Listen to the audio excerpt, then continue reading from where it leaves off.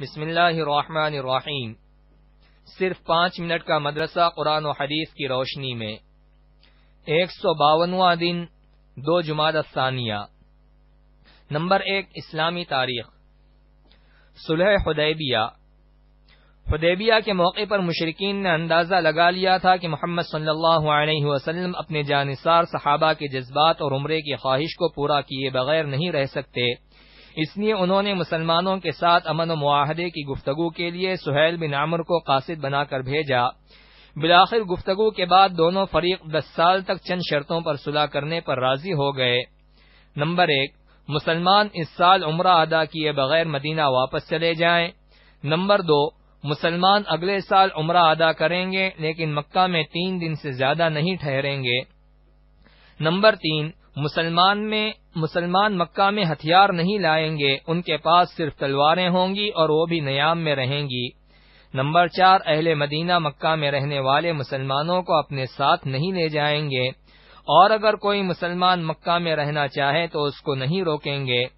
Number 5، اہل مکہ میں سے کوئی مدینہ چلا جائے تو مسلمان اسے واپس کریں گے، لیکن اگر کوئی مسلمان مکہ واپس آ جائے گا تو مشرکین اسے واپس نہیں کریں گے۔ نمبر 6، 10 سال تک فریقین میں لڑائی بند رہے گی۔ نمبر 7، عرب کے قبائل کو کسی بھی فریق کے ساتھ معاہدہ کرنے کا اختیار ہوگا، اس طرح مسلمانوں نے دب کر صلح کی۔ نمبر 2، حضور صلی اللہ علیہ وسلم کا معجزہ، کنویں سے مشک کی خوشبو آنا۔ رسول اللہ صلی اللہ علیہ وسلم کے پاس ایک ڈول میں پانی لایا گیا، آپ صلی اللہ علیہ وسلم نے اس میں سے پیا، پھر کنویں میں کلی کر دی، جس کے بعد کنویں سے مشک جیسی خوشبو آنے لگی۔ نمبر 3، ایک فرض کے بارے میں، بیوی کے ساتھ اچھا سلوک کرنا۔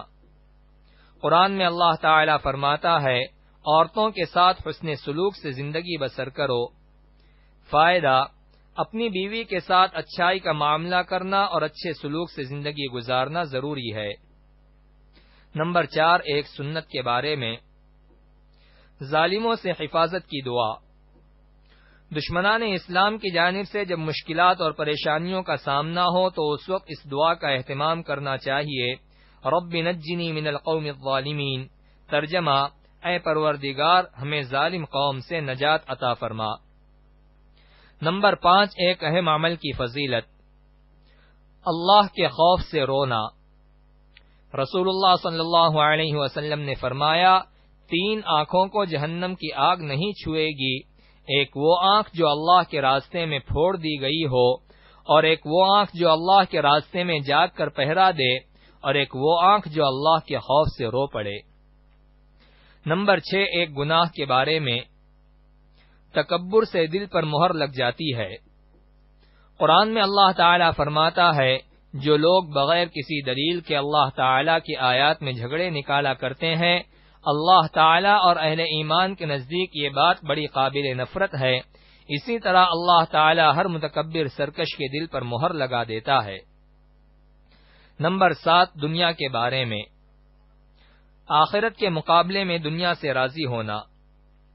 قرآن میں اللہ تعالی فرماتا ہے، کیا تم لوگ آخرت کی زندگی کے مقابلے میں دنیا کی زندگی پر راضی ہو گئے؟